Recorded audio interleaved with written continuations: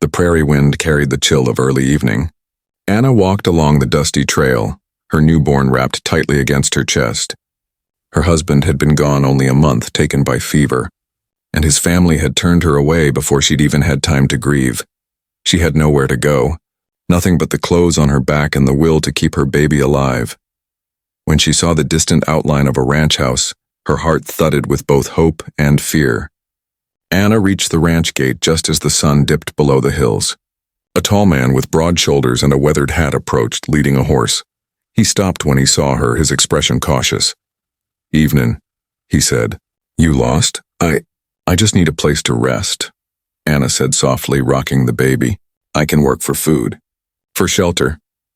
The man's eyes softened when he noticed the child.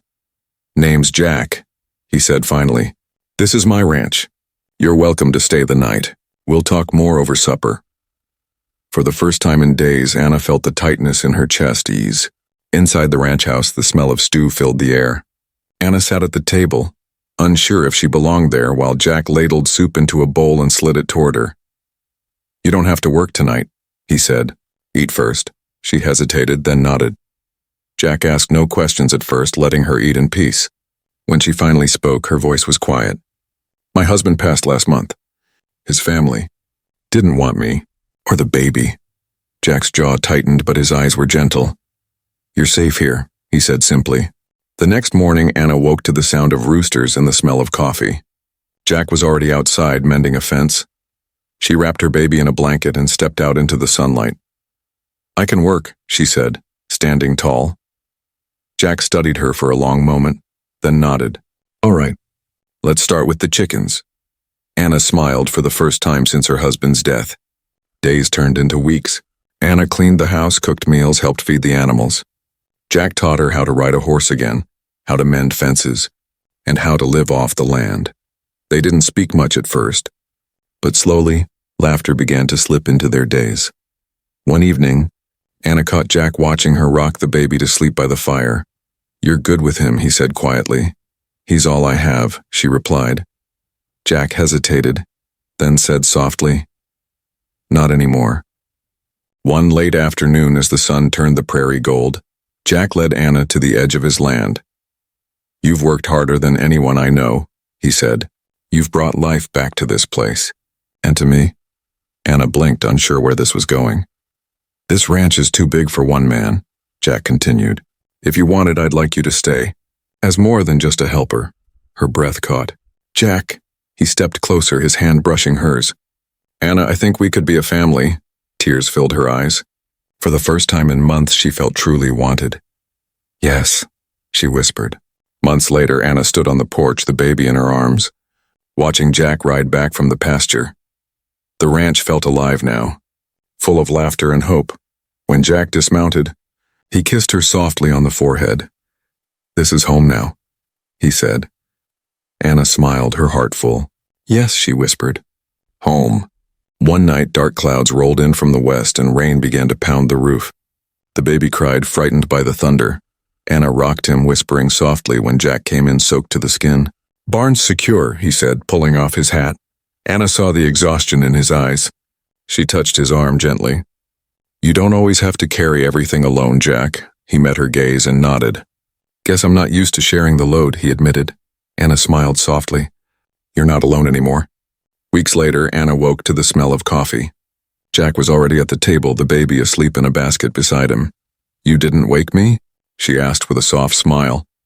"Thought you deserved a little rest," Jack said, handing her a steaming cup.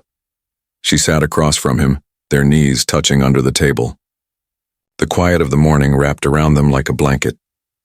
"You've made this house a home," Jack said quietly. Anna felt her throat tighten. "You've given me a reason to stay," she whispered. One late afternoon, Anna set the baby down in the grass. To her amazement, he pushed himself up and took a wobbly step toward Jack. Jack froze, then grinned wide.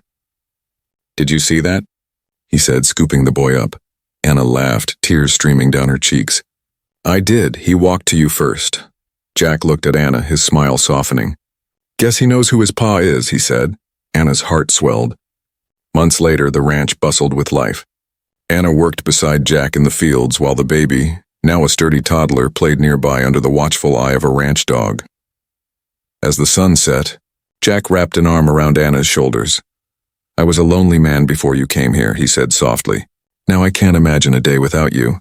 Anna leaned into him, her heart full. "This land, this family, it's everything I prayed for." And under the wide western sky they stood together, no longer broken, no longer alone. Finally whole. One afternoon a wagon rattled into the yard. Mrs. Thompson, the neighboring rancher's wife, climbed down with a basket of bread and preserves. "I heard you've been helping Jack out here," she said with a kind smile. "This place looks better than I've ever seen it." Anna flushed with pride. "I've just been doing what I can." Jack appeared from the barn, wiping sweat from his brow. "She's done more than that," he said softly. "She saved this place," Mrs. Thompson winked. "Looks like she saved more than just the ranch." Anna's cheeks warmed as Jack met her gaze and smiled. One golden evening, Jack saddled 2 horses and held out a hand to Anna. "Come ride with me," he said.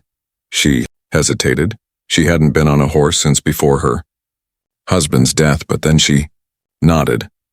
Jack stayed close as they rode across the prairie, the wind tugging at her hair. When they stopped near a rise overlooking the valley, Anna felt her breath catch. "It's beautiful," she whispered. Jack looked at her. "Not the land, it is." The quiet moment stretched, full of something unspoken. Weeks later, after supper, Jack led Anna out to the porch. The stars stretched above them, endless and bright. He took a deep breath, then dropped to one knee. "Anna," he said, voice low but steady, "you've brought life back to this ranch, and to me. I don't want to face another sunrise without you by my side." Anna's hand flew to her mouth as tears filled her eyes. "Yes," she whispered. "Yes, Jack." He rose and kissed her gently, and in that quiet moment under the stars, Anna knew she'd truly found her forever home. Like, share, and subscribe.